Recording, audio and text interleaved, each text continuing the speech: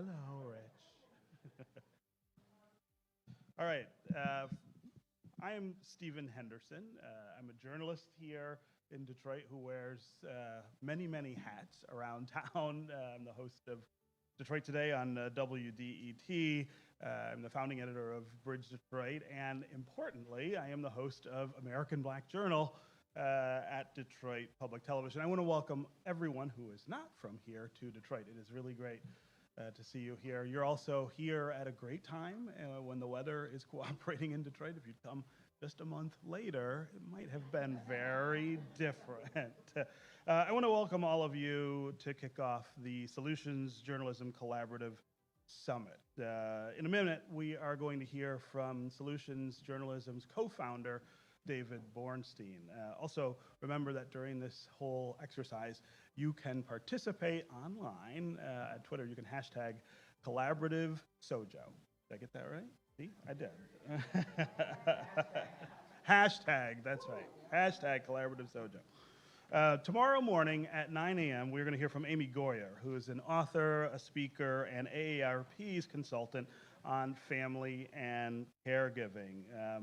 Both her talk and David Bornstein's talk are going to be carried live by PBS Books. This two-day conference, which starts today, is being hosted by the New York and Michigan Solutions Journalism Collaborative, the Southwest Michigan Journalism Collaborative, and Detroit Public Television.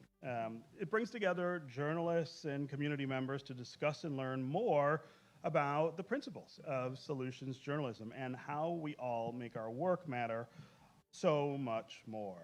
And who better to begin this than someone like David Bornstein? He has been a journalist who focuses primarily on social innovation for more than 30 years. He began his career at New York Newsday, then shifted to international reporting for a number of publications. From 2010 to 2021, he co-authored the Fixes column in the New York Times, which examines efforts to solve social and environmental problems. David is the author of How to Change the World, Social Entrepreneurs and the Power of New Ideas, and two other books. It is my pleasure to introduce David Bornstein to you.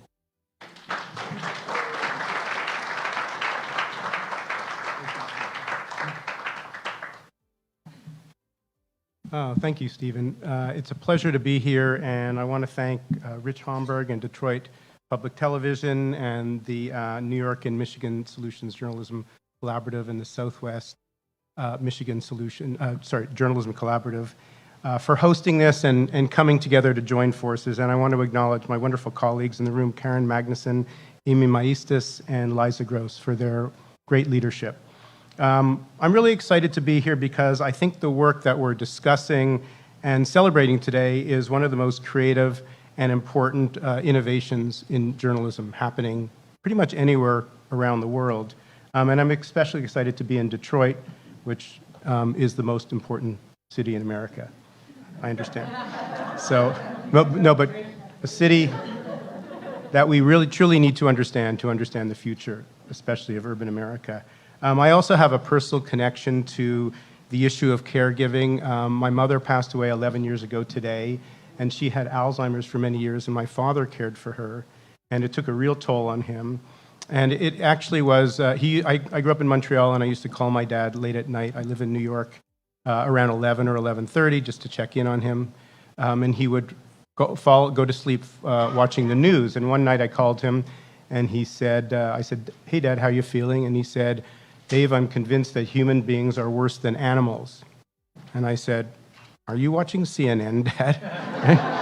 And he was. But I got off the phone and I felt angry that, on top of having all the things that we have to deal with in life, people have to be really, harmed by news that actually continually feeds them images of the world that makes them anxious and believing and sort of losing faith in humanity.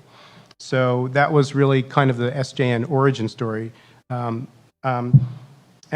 everyone in the room and many people watching know well, journalism has really been facing a kind of polycrisis, many different crises at once. It's an economic crisis, a kind of existential crisis. Does really good journalism matter? a crisis of trust, having to deal with disinformation, attacks on reporters, and audience disengagement. And at the same time, we're at this moment where it's this sort of all hands on deck time for the country and for the world. We face, daunting challenges around climate change, democracy, economic inequality, racial injustice, mental health, and caregiving, as we'll talk about today, and just really reweaving the very fabric of American society and societies in India and Brazil and so many other places. So the question for journalism really, I think, is, how are we going to meet the moment? People desperately need to be informed and activated by information.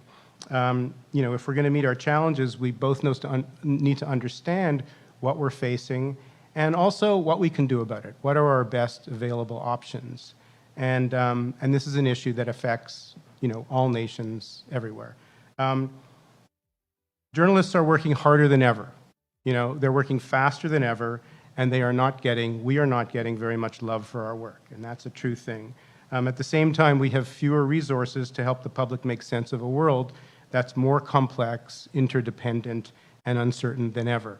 At the same time, a growing number of Americans, according to the Reuters Institute, it's now 42%, say that they actively avoid the news. They feel overwhelmed by it. They say that there's too much information coming at them that creates anxiety, outrage, and fear.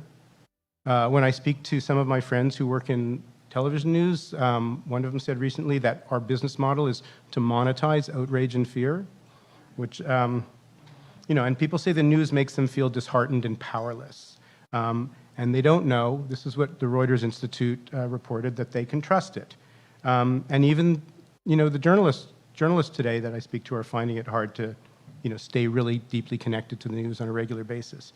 So this big question, how do we do our jobs? How do we cover society? How do we, speak truth to power, hold institutions and public officials accountable without making people feel hopeless and powerful? How do we do that? That seems to me the core challenge. And I think it's in this context of this question that these solutions journalism collaboratives are so vital to understand and to talk about, because you are demonstrating new pathways for journalists and news organizations to be radically helpful to their communities, to be able to report on the world as it is without sugarcoating it, but at the same time feeding agency. So there are three key components to what we're talking about today, and I think that at least my understanding of the way the collaboratives work, and I'm sure that there'll be many other ideas that come up as well. The first, I'm a little biased here, is by integrating solutions journalism, rigorous reporting about responses to problems, into the news mix in the very heart of the news mix. Journalists have always known that the public yearns to know what we can do about the problems we report on. And in the past, we've treated solutions journalism as sort of like weekend or holiday fare. There would be a Friday afternoon special or a series at Thanksgiving time as sort of a lead-in to Christmas. But here it's really becoming part of the daily diet, and that's a fundamental difference. And so in doing that, the collaboratives are helping communities to see what their challenges are, and at the same time, what are the emerging ideas, models, and options that are available to help people. This builds awareness and agency at the same time. It's like a good doctor's appointment. A good diagnosis, and we get to talk about treatment options as well. That's important. No one wants a doctor that doesn't talk about treatment options. The other thing is it also reflects the world more accurately. It's basically more of a mirror of the world and less of a kind of cracked mirror of the world. Traditional journalism has always run the danger of presenting the world through a narrative of brokenness. Yes, there is no shortage of problems and corruptions and violence and greed. That's true. But that is only half the story. It might even be less than half the story. There's also ingenuity, compassion, and care, and just ordinary human decency. And these are all around us, but they are left out of our dominant news narratives. And we're living in a country where people don't think that people on the other side of the aisle are very decent. They won't even talk to them. So that part of the story really needs to be told too. And it's really what the collaboratives, these journalism collaboratives are doing. And it matters. It builds hope. It builds respect. It's desperately needed if we are going to heal our fractured society. The second thing that's really key is just in the name, collaboration. As Rich said, collaboration is a hard thing. There are many news collaborations over the years. There's sort of a graveyard of news collaborations over the years. They have not been successful historically. But in the last couple of years, there's really been a lot of success around this. It really takes great effort and leadership and commitment to shift from the old news model that was really grounded in a kind of heated cooperation, heated competition, to beat others to the punch, to get the scoop, to move towards a new model which is really grounded in a shared vision and trust. And that trust, as we know, proceeds at the speed of relationships. And that's why this takes real time to build. I think of the collaborative ethos as a kind of potluck dinner of journalism, potluck journalism. Different news organizations are bringing their best dishes, distinct voices, talents, audience understanding, different priorities that speak to their audiences. And when you bring that all together like a potluck dinner, it leads to more possibilities, more creative possibilities. You can bring your coverage together and cross-publishing, which means that everyone has access to a more comprehensive community, a more comprehensive picture of our community, more ideas circulate, and the reporters and their audiences have opportunities to learn from one another. And it builds connections, which are absolutely crucial to mend the society and actually to advance well-being. Connections are key. And finally, the third innovation is just really what we're seeing here, this deep and sustained focus on issues of profound importance to communities. Issues that particularly don't receive the kind of attention that they warrant, caregiving and mental health issues in particular. In the United States today, there's over 53 million people who are providing unpaid care to an adult, like my father did. It's a massive need. A recent survey conducted by the New York and Michigan Solutions Journalism Collaborative reported, which was reported last week in the Detroit News, found that caregivers are disproportionately people of color and often poorer than their county's median income. And almost half of them say that caregiving has taken a really big toll on their emotions.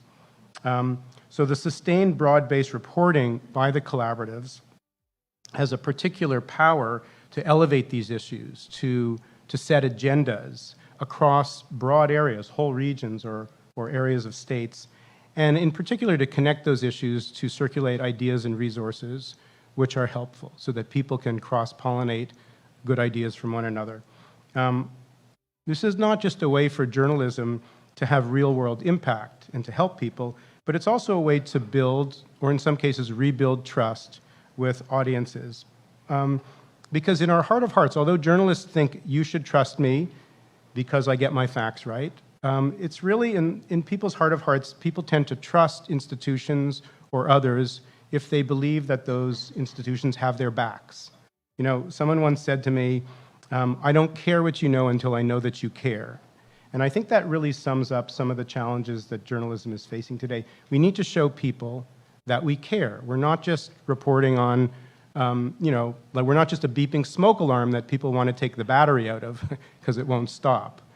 We want to show that we care. And there's no better way to show that we care than to focus on the pain points that people experience, millions of people are experiencing, and digging in and providing really good intelligence and ideas and stories that help them to deal with the problems that they're facing. There's no better way to show people you care.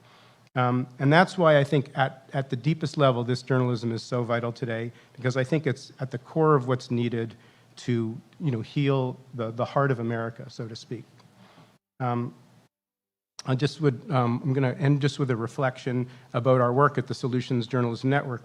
We started this network 9 years ago, and it was really tough going. I mean, for quite a number of years when we would walk into newsrooms and talk about this idea, we were met with very stiff, folded arms. People would literally walk out of meetings in a huff and sometimes say things that were not very friendly. As a Canadian, I would be particularly offended. There was so much resistance to the idea that journalists could also interrogate, investigate, examine, kick the tires on potential or emerging responses to problems. That was seen as outside of the job, and we would hear all the time, that's not our job. That is so different today. I mean, today we have worked with over 600 news organizations around the world in our solutions story tracker, where we hand tag stories. So this is a very human-intensive thing. We've found solutions journalism from 1,700 news organizations, and we know that that is just the tip of the iceberg. Close to 30,000 journalists have worked with us, engaging in workshops or working on projects together, or using resources, which we now have in close to 20 languages. Only 2 of those did we have to pay for. The translations were done by other news organizations in other countries, so this is really demand-driven. And now we now see this approach being integrated into the news across the United States, in red states, in blue states, in red counties, and purple counties, and also in Africa, Europe, and Latin America.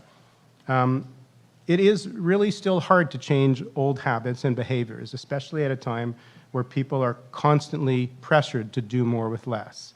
But every day we do see that the shift is happening, and it's encouraging. And the most important thing for everyone in this room to realize is that this work is at the forefront of this movement. These are the examples and the stories and the learning sets that journalists, news organizations, and other collaboratives around the world will be studying.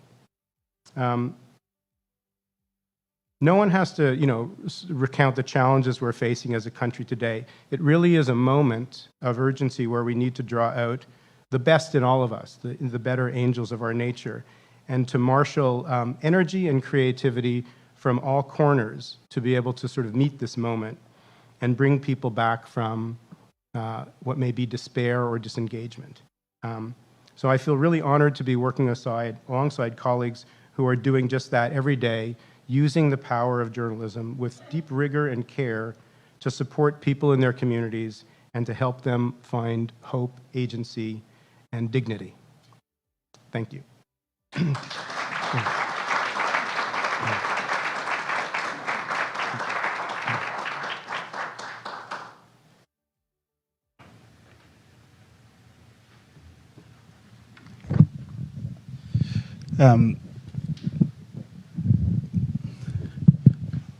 I think these are on. Before we get started, I want to remind everyone there are place cards at your table, index cards, I guess, that you can write questions down on, and in a couple minutes after I interrogate David, you guys can do the same. I want to start here. The connection between solutions journalism and collaboration. I think in a lot of instances nowadays, we kind of speak about that as though it's a foregone conclusion, right? The two go together. But I want to back up a little and talk about why it's important that those two things coexist and how they both draw strength from each other. Yeah, that's a great question.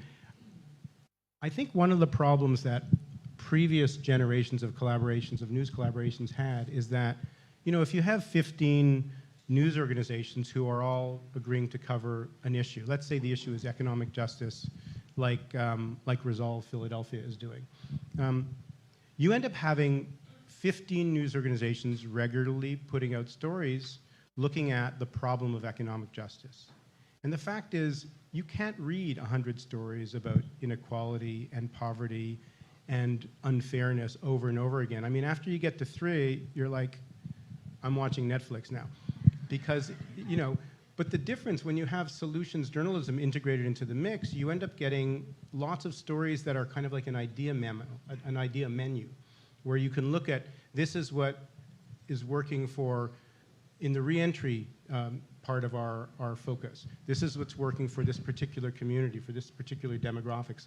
This is how people are being retrained. And what you can see is you can sort of look at, it's like looking at the different facets of a gemstone. There's many different ways that people are coming at this problem. So it's just much more interesting and nourishing when the solutions element is a big part of it. Which is harder to sort of get traditional news people to accept? The collaboration part or the solutions part? Oh gosh, I would have to defer to my colleagues on that one. They're in the trenches with the collaboration. I would say collaboration, yeah. I mean, just in terms of the numbers, we now see solutions journalism being adopted, far and wide by organizations we've had no contact with, just because of sort of organic spread. But I think the idea of collaborating, there's so much in journalism that goes down to my story, my byline, our scoop, and that's that was the old business model too, right? So I think that one is a tougher one. Yeah.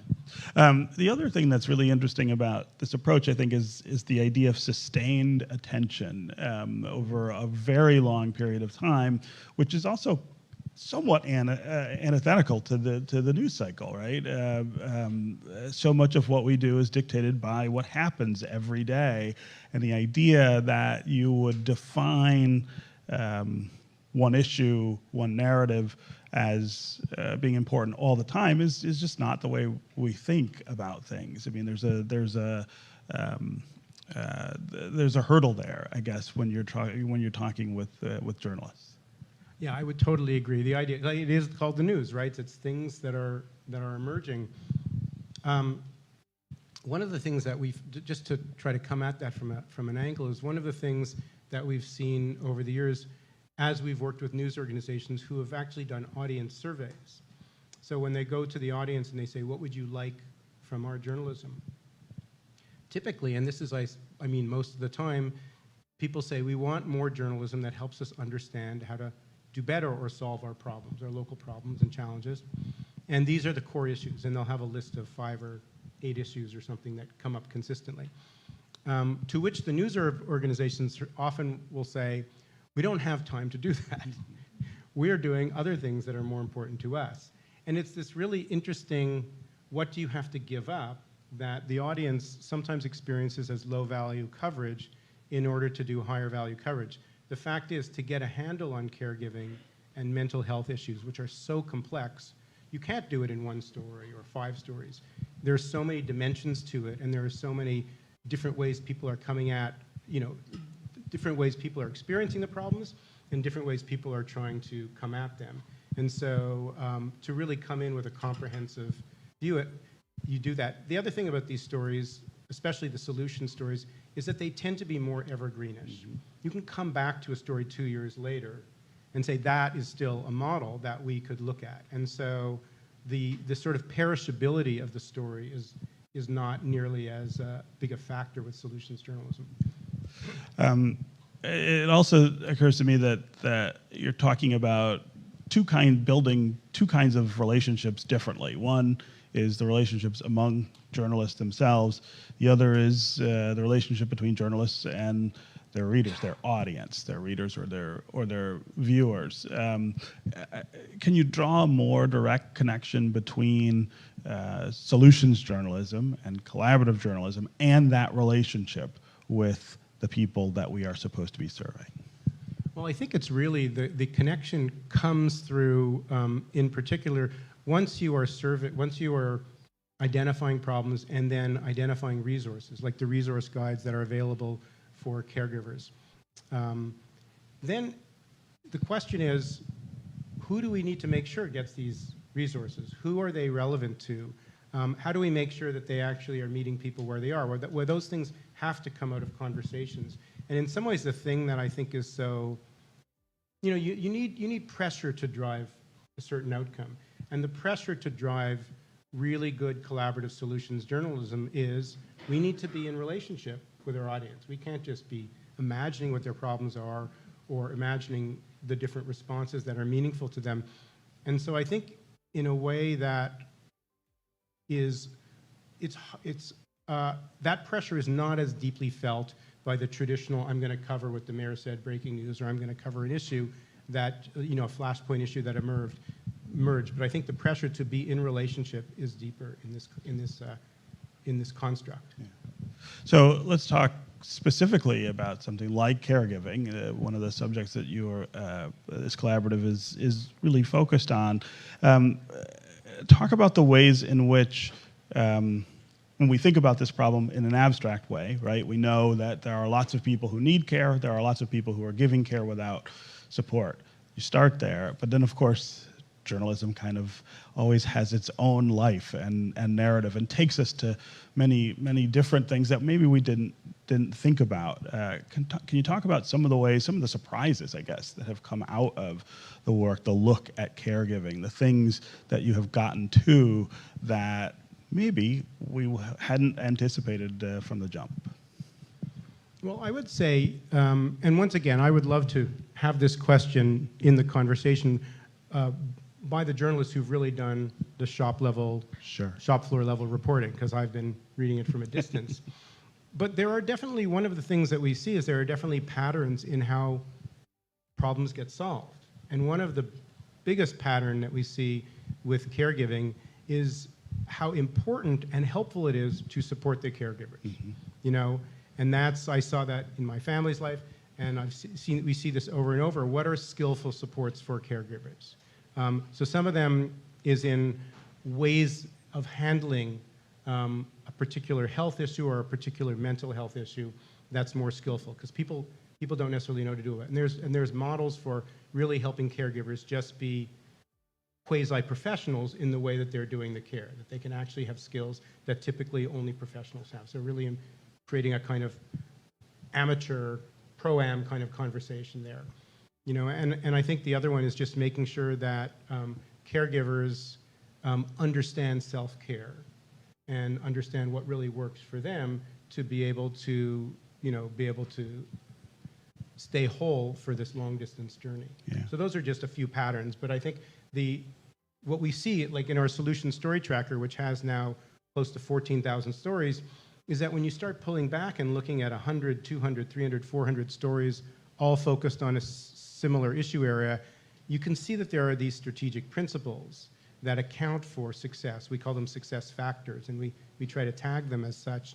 And I think that's one of the valiance of one of the challenges is how do you turn journalism into sort of intelligence, into these frameworks that can be useful by many more people, even way outside the communities that are being reported upon initially. Yeah, and of course, one of the goals here is outcomes, but those outcomes can be different depending on which community you're working in, which journalists are working on. I mean, one of the really interesting things about this project is that flexibility, that it is really informed by where it's taking place and who's doing it, and it can lead you to something really different in each case.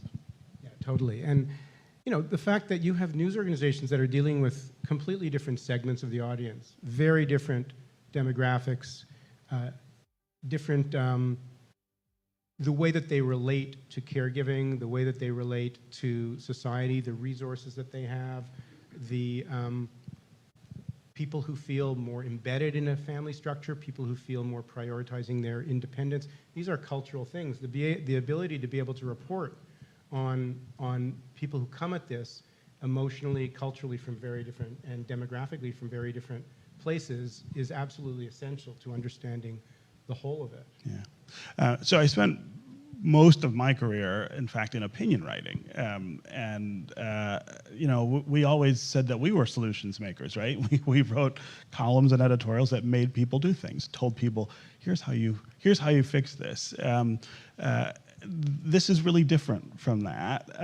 And I wanted you to just spend a little time talking about what's different about solutions journalism and advocacy journalism or opinion journalism. I used to say that a policy outcome was always my goal, right? I'm writing a column or an editorial and I want this to happen. It's a little different based on what you're doing. I would say that the fundamental difference with solutions journalism is that you are reporting on an effort to ameliorate or solve a problem. You're looking at the results it's getting as best as you can ascertain them, ideally from studies or some research that lets you know this is really happening, and then trying to understand what you can learn from that. Now, you're not just saying, okay, I've reported that here these 3 schools have dramatically increased their graduation rates. this is what America should do. You're looking at, if you look at, 20 different organizations trying to address caregiving or mental health challenges, you may find 5 or 10 different models. So you're putting options on the table for people. You're saying, here's the way they're doing it in this county, here's the way they're doing it in this institution, here's the way they may be doing it in Belgium. And you can be able to look at models and ideas that are emerging far and wide. At that point, it's not the journalist's job, it's the editorial writer's job and it's the policymaker's job to come together and say, okay, we have a lot of different ideas here. We have possibilities. We have things we can explore. We can come together as a community and try to prioritize, try to figure out which ones make the most sense for us, take a few stabs. The process of figuring out what the right solution is a community process. It's a political process. It's a process should be informed by research. The journalist is in the business of reporting on what's happening out there and making sure people see the whole menu of options that they have available. And what also happens with solutions journalism is those options are always changing. Things you report on, a new study comes out and says, well, it really didn't work as effectively as we thought from the first study. Or a study comes out and says, it worked really well, but it's politically impossible. I mean, you will constantly have to revisit these stories and sort of help people understand the context in which you're talking about. But it's not picking winners, it's not pushing for one idea, it's really helping people understand what are their options.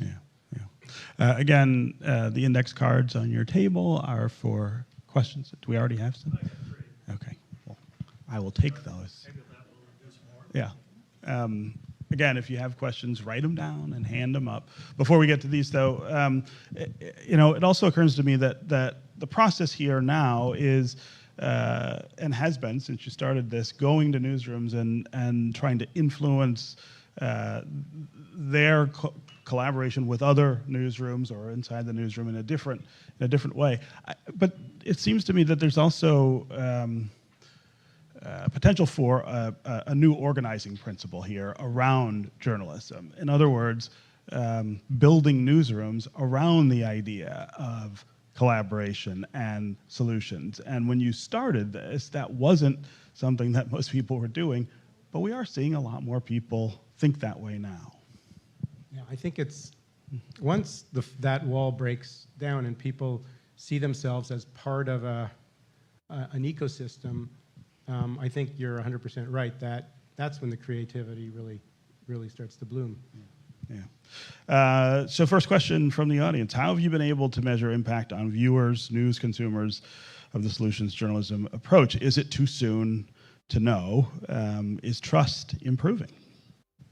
So there's actually quite a lot of research studies about solutions journalism. We have, in some cases, participated in some studies, but there's a researcher, an academic at I think it's Kaiser Lowe is his name, in Georgia, and he has compiled, I think it's about 100 studies that have now been done that look at the effect of solutions journalism and constructive journalism.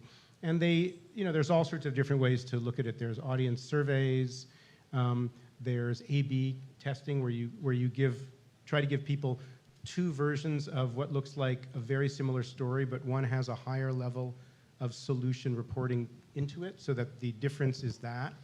And then you report on what people say. Do they, it's reports of trust, engagement, sense of efficacy and agency. Those are the most important things that we've found. Probably the most consistent finding we found is that there's an increase in agency when people are connected to solutions, when people have the option to look at solutions level reporting. But the other ways that we look at this is through news organizations themselves. Every news organization has different ways of trying to understand how their stories are being engaged with and whether or not this is advancing trust in the community.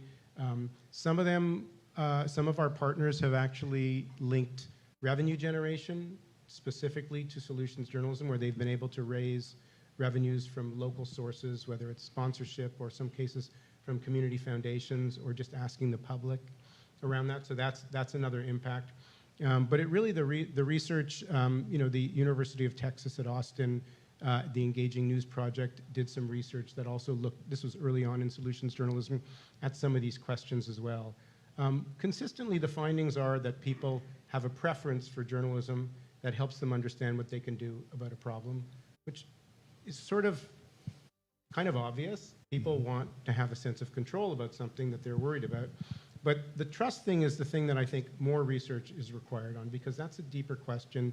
And people, as we see in the United States today, the best proxy for trust is, what do I know about what this person believes in terms of larger policy or partisan issues? And that's a very big one that journalists are facing. It won't be solved just by solutions journalism. Yeah. I think the trust question also comes down to how much readers or viewers feel like they're a part of the same community as the news organization that they're relying on, or if they feel like that news organization is kind of outside that community and covering it. When they feel like they're part of it, then I think that starts to build some of the trust that you're talking about.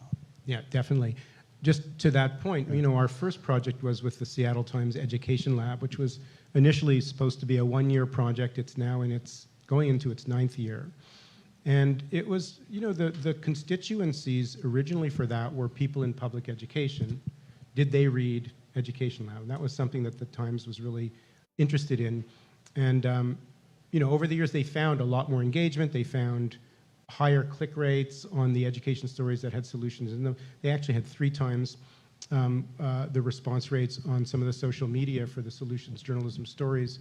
But in the end, it was when they would have teachers and people in the public schools come and essentially say, this journalism is really helping us. And I was once at a conference in the Seattle Times newsroom where they brought in a student of Rainier Beach High School, who, he was the most powerful speaker by basically telling all the journalists in the room, you only ever used to report on our school, and telling us how badly we were screwing up and how low our test scores was, and now you come in and you actually track the improvements we're making, and we really appreciate that. And that was something that a lot of journalists said was the most emotional moment for them of the conference. Okay, next question. How can small independent newsrooms with 1 or 2 journalists on staff transition to solutions journalism with such limited capacity? Capacity is always something that we're trying to juggle and balance in newsrooms. Yeah, so this is the sort of the core question we get all the time. So some of it is, you have to look at, is there anything you can let go of? Are there things, and this is why the collaboratives are so helpful, what are the things that you can safely say, someone's going to handle this? Someone's going to attend this press conference, and it will be recorded. And if they let us deal with that, we can focus on something that our audience has said is really important that no one else is doing. So it goes back to, what are our priorities for coverage, really speaking to your audience? What do you really need to know? What's missing from the awareness in our community that is preventing us from being the community that we aspire to be? And if you speak to that, you will be meeting people where they are. Mm-hmm.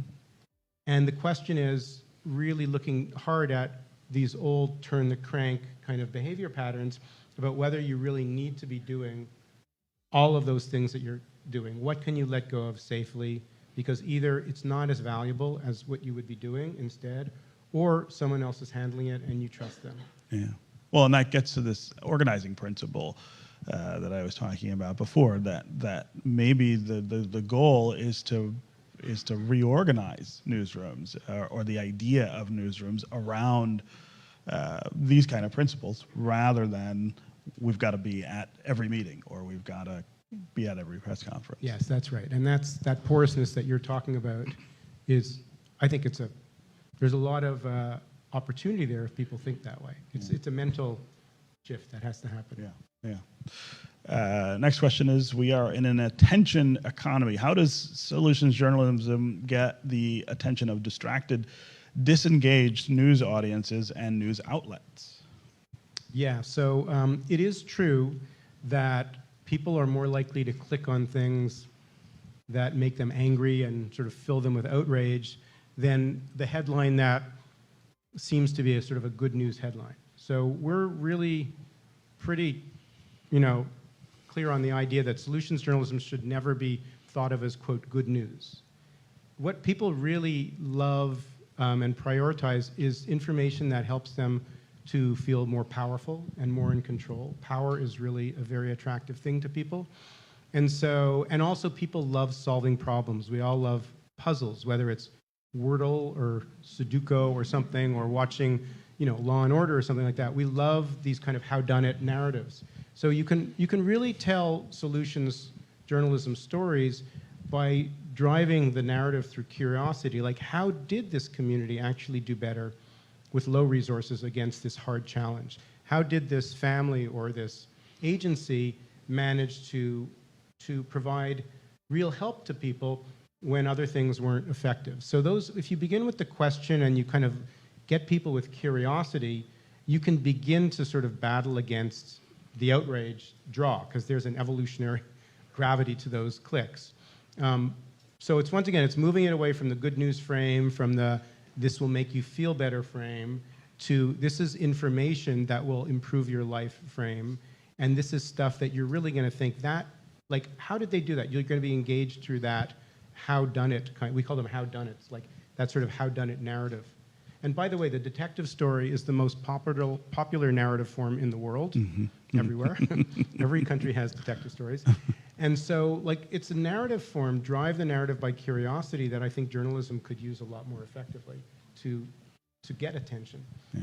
By the way, I X'd out on Wordle today. I don't know if anyone else did. It's a really awful word. Hey, don't say that. Don't give it away. Don't give it away. That's my... Has solutions journalism changed circulation declines? It's an interesting question. It's really, really, really hard to connect increases in subscriptions and readership to solutions journalism. And it's not really clear yet that this has sort of made huge changes in people's numbers.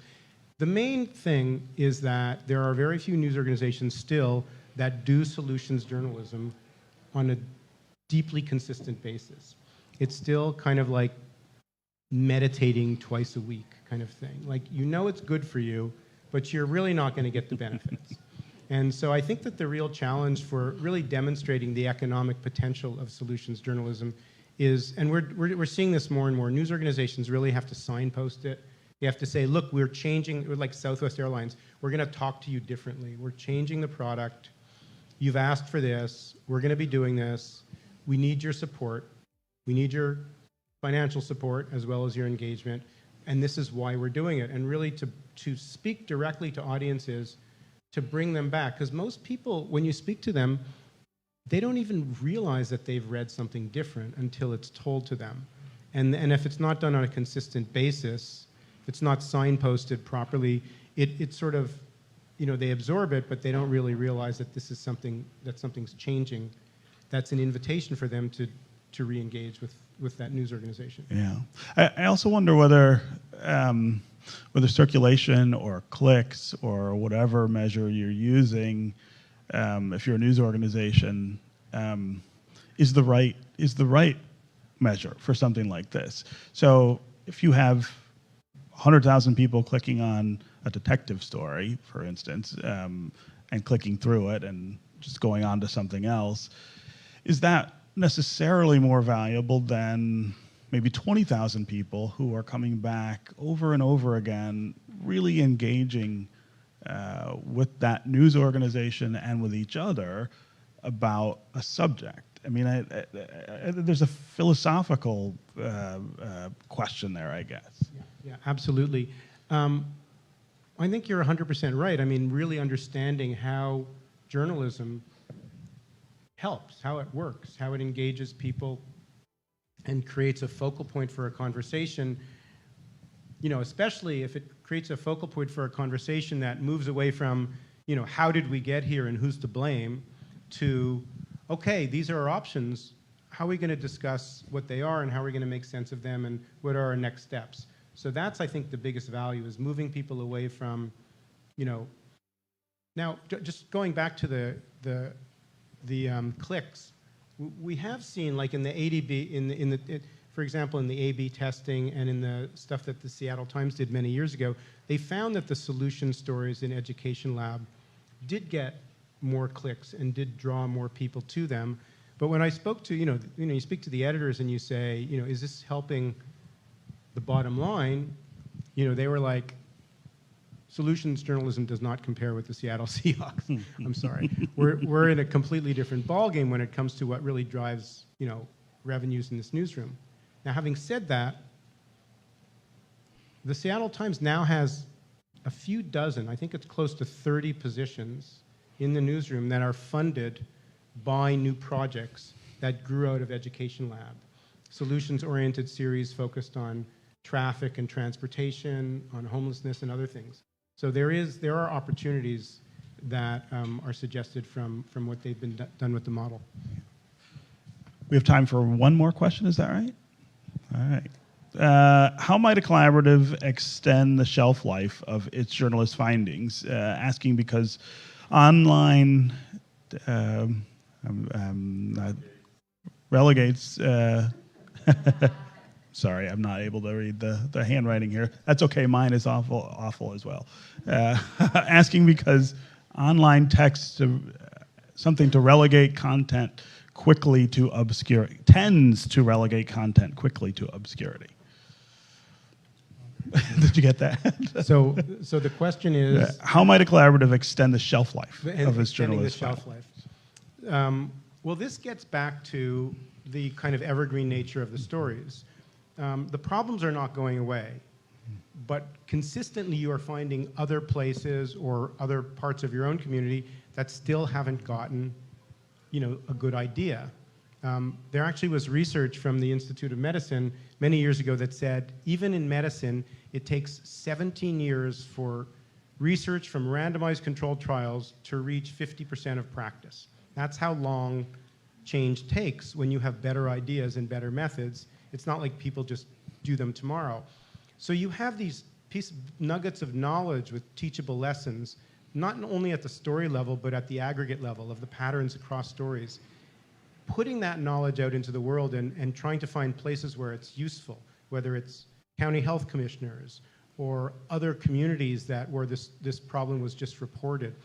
Finding clients who really need this knowledge and trying to sort of broker those linkages, I think is one way to, and you can do it through newsletters, there's lots of other through social media feeds where you meet people who are consistently going to be looking for knowledge around these problems. And there's such a huge variation in performance and awareness around the very same problems. And there's more than 3,000 counties in the US, so there are always people who need what you know. And that's, I think, ultimately one of the opportunities. Okay, well, congratulations on all the work with Solutions Journalism. Welcome to Detroit again, and thanks for being here. Thank you very much. Thank you.